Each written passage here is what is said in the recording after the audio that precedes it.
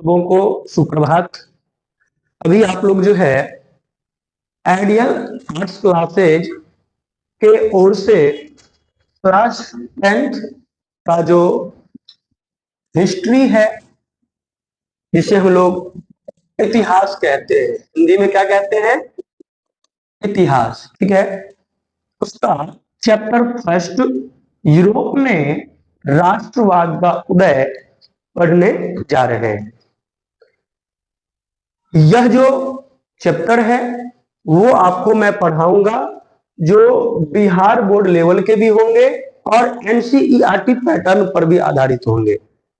इससे आपको यह फायदा होगा कि जो स्टूडेंट्स बिहार बोर्ड के हैं वह भी अपनी तैयारी इससे कर सकते हैं, और जो सीबीएसई स्कूल में पढ़ने वाले छात्र एवं छात्राएं हैं वह भी इससे अपनी तैयारी बेहतर कर सकते हैं। तो क्लास के अंत तक बने रहिए। यदि आपको ये क्लास पसंद आता है तो निश्चित रूप से इस क्लास को जो है आप लोग आगे शेयर कीजिए। तो चलिए हम लोग बढ़ते हैं। क्लास 10th का इतिहास का जो पहला चैप्टर है, यूरोप में राष्ट्रवाद, इसे हम लोग पढ़ते हैं। तो देखिए यहां लिखा हुआ है यूरोप में राष्ट्रवाद का उदय।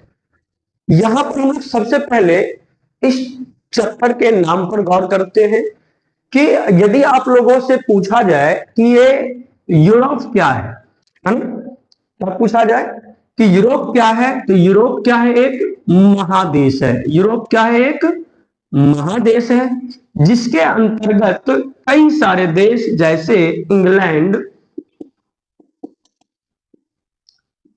फ्रांस, इटली, जर्मनी इत्यादि देश आते हैं। ठीक है, यानी यूरोप एक महादेश है जिसके अंतर्गत इंग्लैंड, फ्रांस, इटली, जर्मनी आदि देश आते हैं। इसके अलावा इसमें दूसरा पॉइंट है राष्ट्रवाद।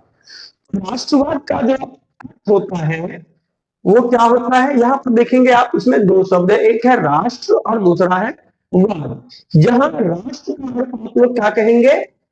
देश, है ना? अब वाद का अर्थ क्या होता है? विचार। तो हमारा जो देश के प्रति विचार होगा वो कैसा विचार होगा? तो हमारे जो देश का प्रति विचार होगा वो अच्छा विचार होगा। और कोई भी व्यक्ति से यदि ये पूछा जाए कि आपका देश के प्रति कैसा विचार है, तो वो क्या कहेंगे कि हम अपने देश से प्रेम करते हैं। और जो देश से प्रेम करेंगे वो हमेशा चाहेंगे देश को एकता के सूत्र में बांध करके रखे। राष्ट्रवाद का शाब्दिक अर्थ हो जाएगा देश प्रेम की भावना। क्या हो जाएगा? देश प्रेम की भावना।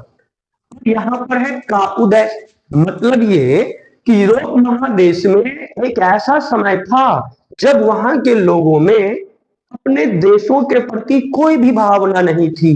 बस वो अपने देशों में रहते थे, वहां के राजा महाराजाओं के द्वारा उन्हें जैसे रखा जाता था वो वैसे रहते थे। लेकिन यूरोप में कुछ ऐसी घटना घटी जिसके कारण से वहां पर क्या हुआ? तो राष्ट्रवाद की भावना का उदय हुआ। वो कौन कौन सी घटना घटी इसके बारे में हम लोग आगे चर्चा करेंगे। तो सबसे पहले हम लोग थोड़ा सा क्या करते हैं, इस क्लास में जो चैप्टर का नाम है उससे हम लोग देखने का प्रयास करते हैं। तो देखिए पहला पॉइंट हमने आपको बताया कि यूरोप एक महादेश है। यूरोप क्या है? एक महादेश है ना? जिसके अंतर्गत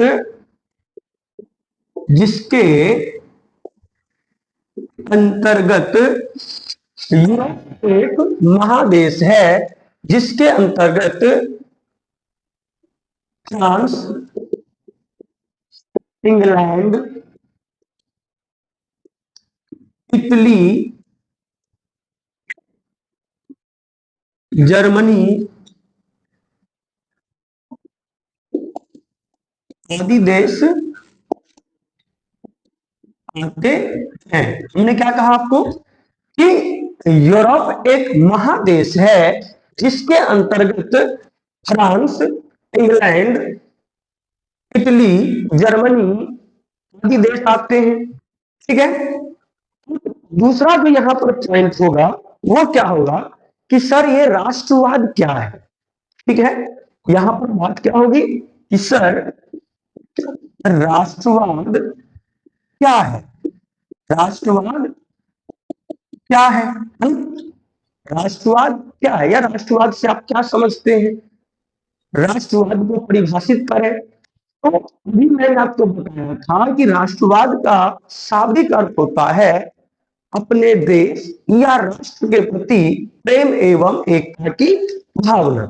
चलिए, तो इसी चीज से हम लिखते हैं कि अपने देश या राष्ट्र के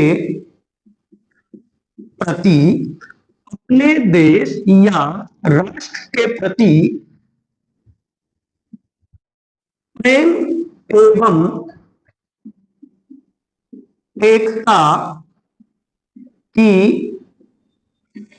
भावना, अपने देश या राष्ट्र के प्रति प्रेम एवं एकता की भावना को राष्ट्रवाद कहते हैं। क्या कहते हैं? अपने देश या राष्ट्र के प्रति प्रेम एवं एकता की भावना को राष्ट्रवाद कहते हैं। लेकिन एक और इसका परिभाषा है, इसे भी हम लोग समझना चाहते हैं कि देखिए किसी विशेष भौगोलिक, किसी विशेष भौगोलिक या सांस्कृतिक, किसी विशेष भौगोलिक या सांस्कृतिक सीमा के अंदर रहने वाले लोगों में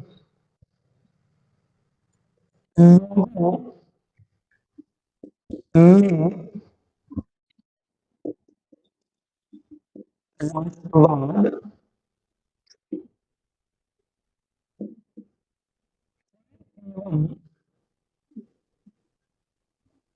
किसी विशेष भौगोलिक या सांस्कृतिक सीमा के अंदर रहने वाले लोगों में राष्ट्रवाद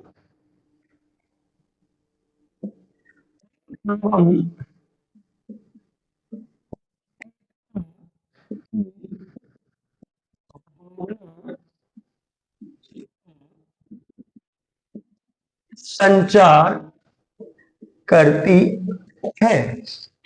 अर्थात राष्ट्रवाद एक ऐसी भावना है जो किसी विशेष भौगोलिक या सांस्कृतिक सीमा के अंदर जो रहने वाले लोग हैं